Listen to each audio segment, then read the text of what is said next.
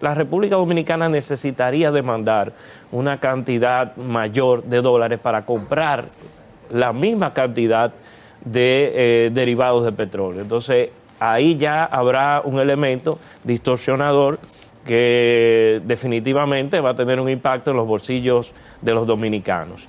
No solo incluso eso se puede trasladar no solo al elemento monetario, sino al elemento fiscal, porque definitivamente que el gobierno, ante un aumento de los precios de los combustibles, el gas, el gasoil, que tiene un impacto en el transporte de carga y de personas, tendrá que crear mecanismos y esquemas de subsidio que significarían una carga para el presupuesto nacional.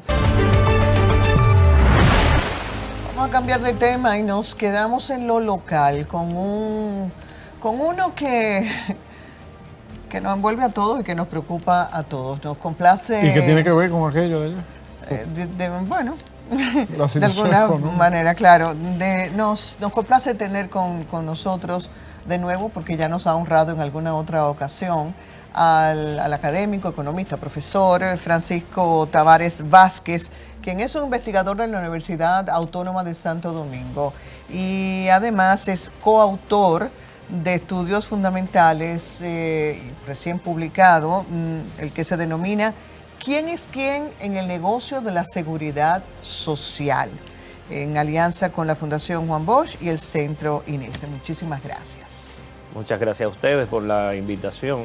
De nuevo por acá, creo que soy un habitué, más o menos. Y nosotros encantados. Claro que sí, para analizar. Antes de entrar en materia profunda, el bombardeo de Estados Unidos a Irán, la guerra entre Rusia y Ucrania, la guerra entre Israel también con Palestina y estos temas allá en Medio Oriente, el conflicto latente entre China y Taiwán, entre la India y Pakistán, y sus efectos económicos, tú como economista y como catedrático, en este nuevo orden económico mundial, consecuencias para el mundo y en especial para República Dominicana. Bueno, en primer lugar, la economía mundial, según los reportes del Fondo Monetario Internacional recientemente en su actualización de la perspectiva de la economía mundial, hay una reversa en términos de lo que es el crecimiento, o sea, hay una reducción. Precisamente uno de los elementos que sus modelos de predicción económica toman en cuenta es precisamente el tema de la incertidumbre económica ligada a las cuestiones geopolíticas.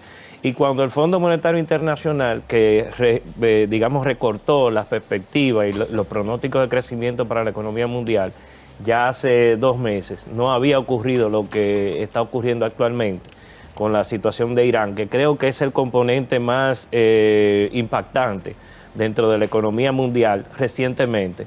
Yo creo que eso va a tener repercusiones, primero en la desaceleración del crecimiento, porque definitivamente para los países que no producimos petróleo, en el caso de la República Dominicana, que es un importador neto de petróleo, no producimos ni una gota, eso tendrá un impacto en la factura petrolera.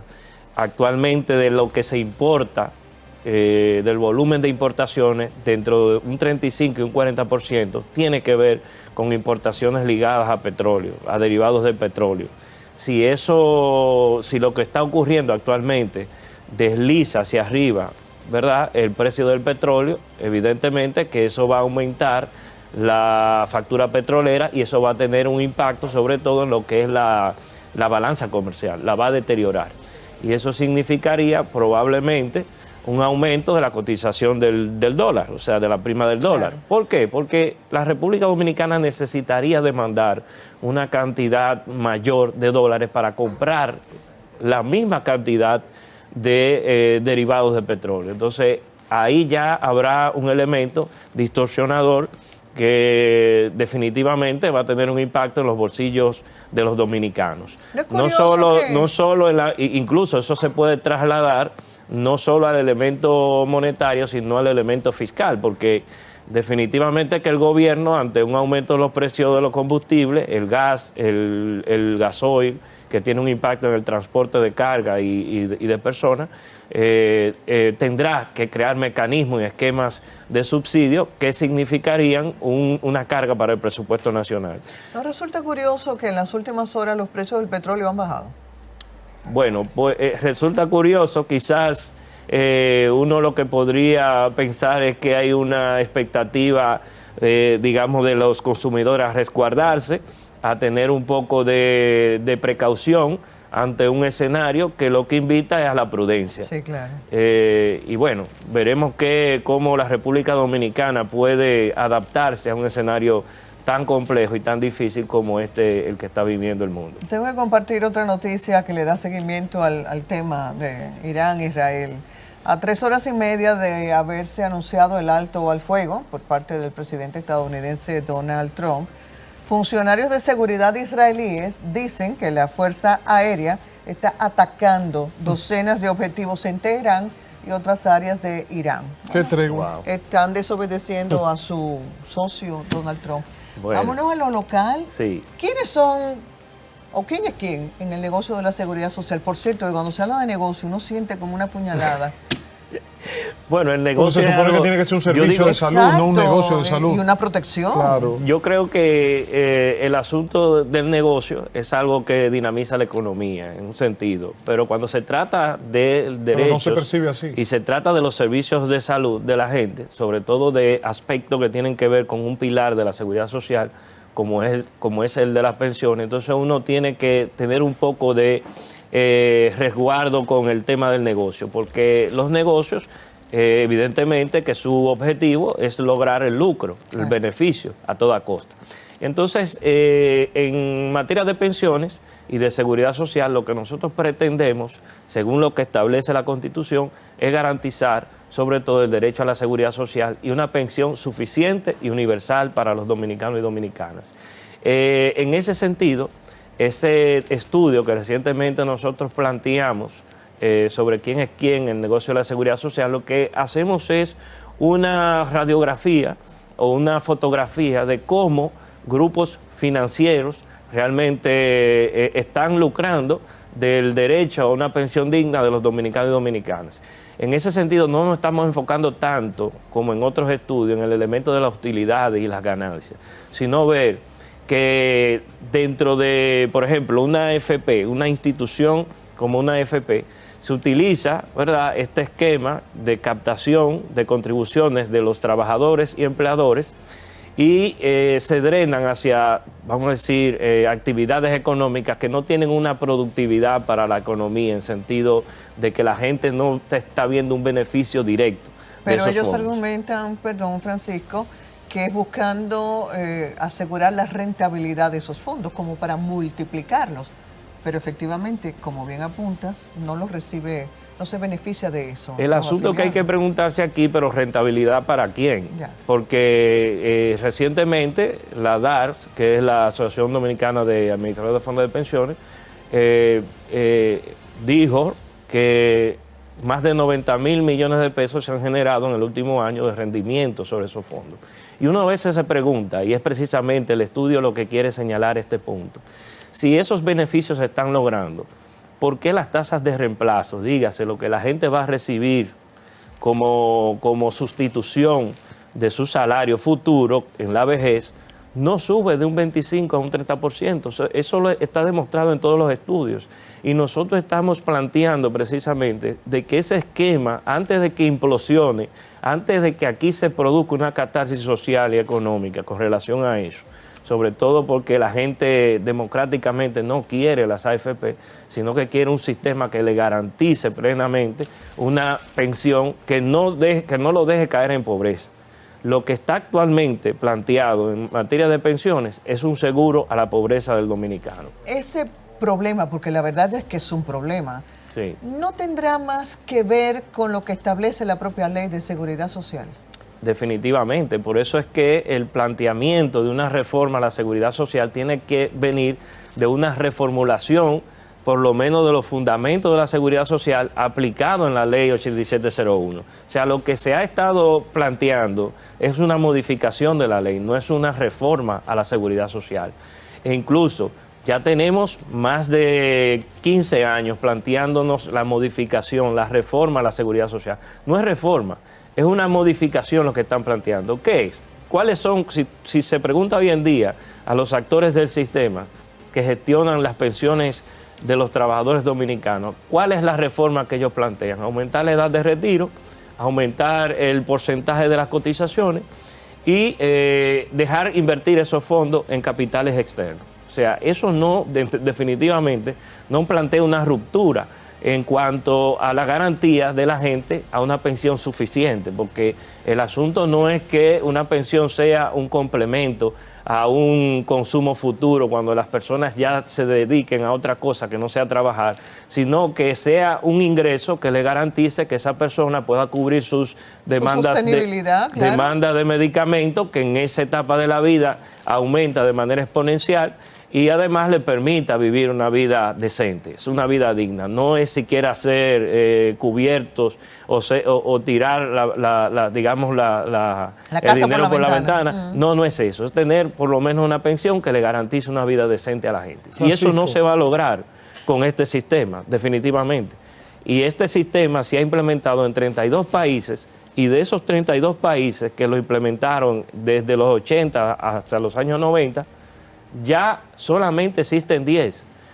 Y en Chile, que es el paradigma dominicano en cuanto al sistema de capitalización individual, ya el Estado está asumiendo una parte de los fondos de esas pensiones porque no serán suficientes. El complemento para que una persona tenga un ingreso, por lo menos que cubra la canasta de pobreza, la canasta básica alimentaria, lo está pagando el Estado. Y una de las cosas que nos dijeron a nosotros fue que la competencia, es decir, la existencia de varias AFP, iba a mejorar la gestión, es decir, los gastos operativos de los fondos, y que eso iba a redundar en mayores beneficios para los trabajadores. Lo que vemos es una concentración del mercado en 2 o 3 AFP y definitivamente un Estado que cada día está en su rol subsidiario, marginal. Hay que recordarle a la gente que las administradoras de fondos de pensión, las AFP, son unas dependencias de los bancos, las entidades financieras que verdaderamente forman parte de ese gran negocio, ¿no? Y una de las cosas que revela precisamente el estudio es cómo estos grupos económicos, financieros, tienen una AFP, tienen un fondo de inversión, tienen un banco, que casi siempre los fondos que se captan van una parte al banco, porque el banco, las AFP invierten en lo que son los certificados financieros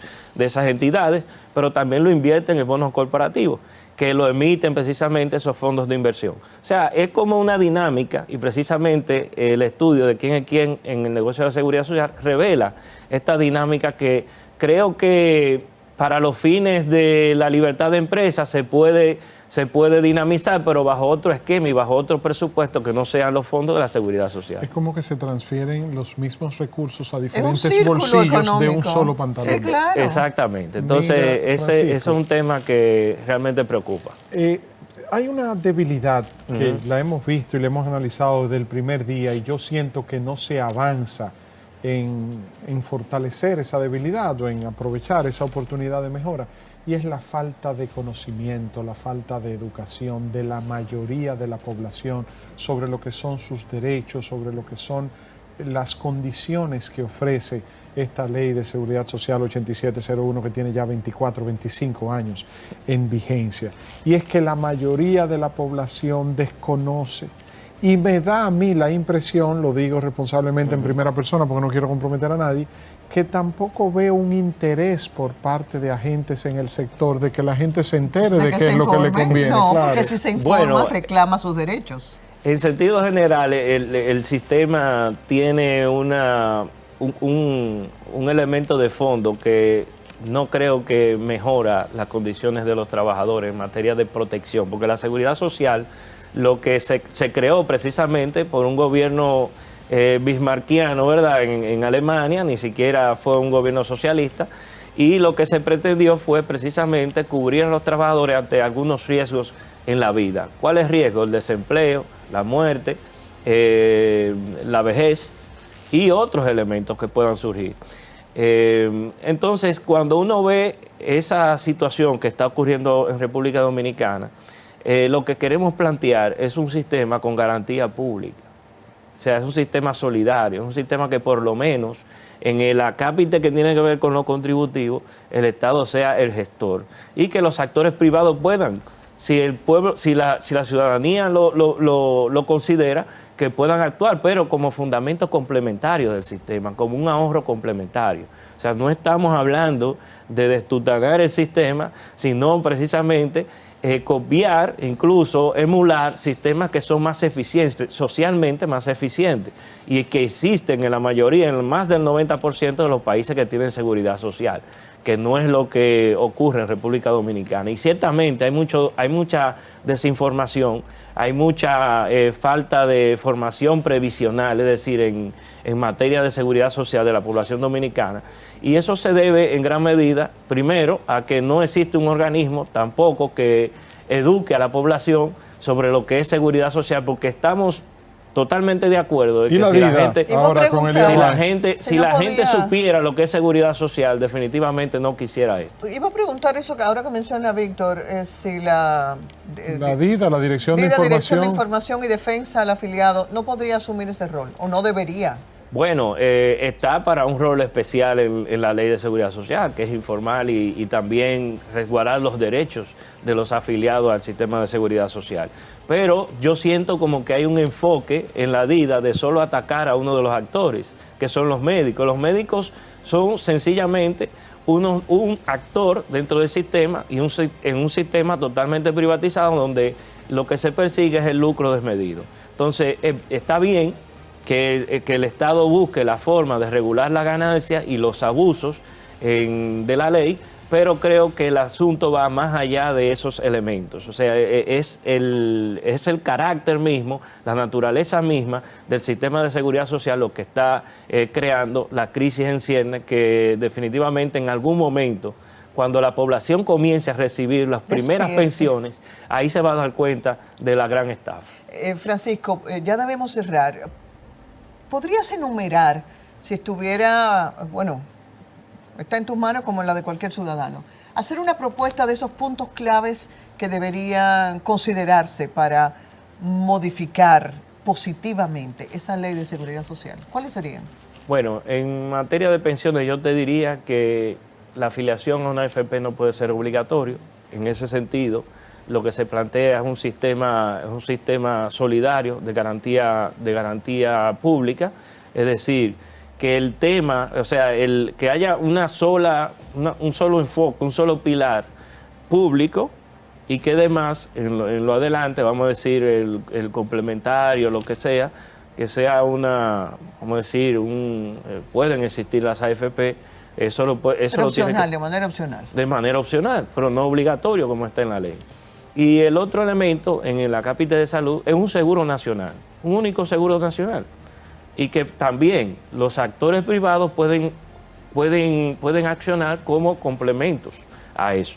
O sea, no es que se está estatizando, se persigue estatizar la seguridad social, pero el único actor que es capaz de garantizar derechos y que de cubrir a la población, sobre todo en materia de salud y de pensiones, es sencillamente un actor público, solidario, que pueda garantizar eso en la condición de derecho, no de mercancía como existe actualmente. Y eso le corresponde al Estado, no cabe duda. Y una única entidad, aquí hay una dispersión total en materia de entidades de la seguridad social. Está la Tesorería de Seguridad Social, está la DIDA, está el Consejo Nacional de Seguridad Social, y eso le da falta de gobernanza al sistema. O sea, hay que crear una sola entidad. Es muy común en nuestros sistemas que en diferentes áreas haya muchos actores públicos que se encargan de lo mismo, se solapan y nadie hace nada.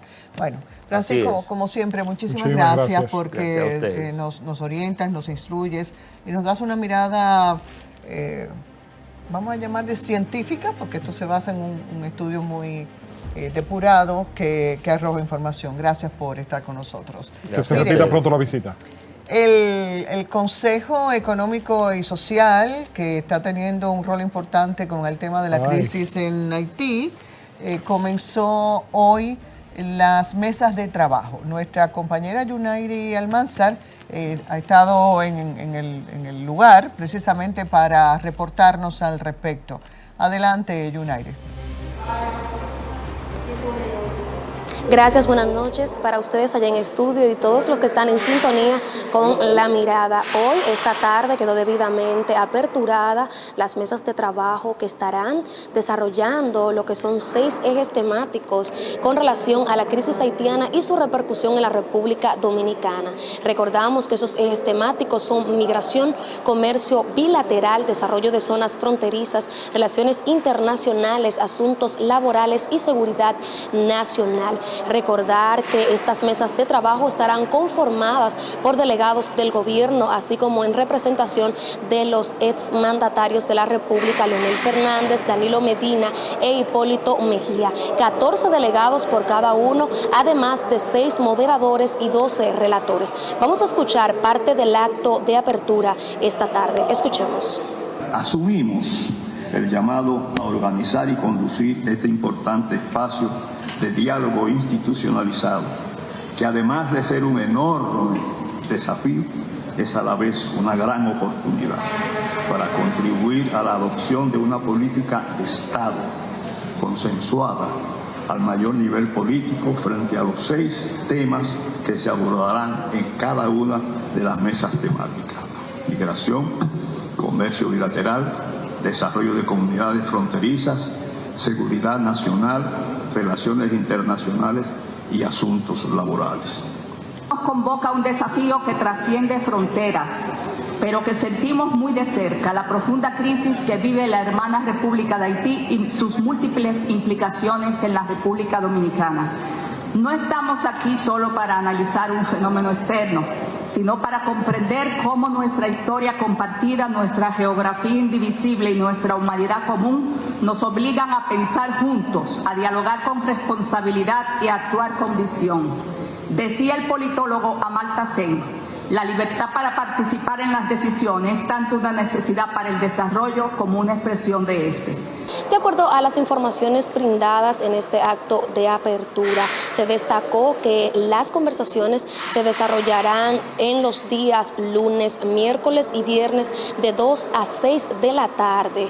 Estos diálogos tendrán hasta el 23 de julio y se estima que ya para el 1 de agosto se puedan validar algunas ideas o llegar a algunos acuerdos con relación a lo discutido durante ese mes. Y ya para mediados de agosto, pues presentar un informe final al presidente Abinader, así como el resto de los dignatarios. Esa es la información que tengo desde el Salón de Eventos de la Universidad del Caribe.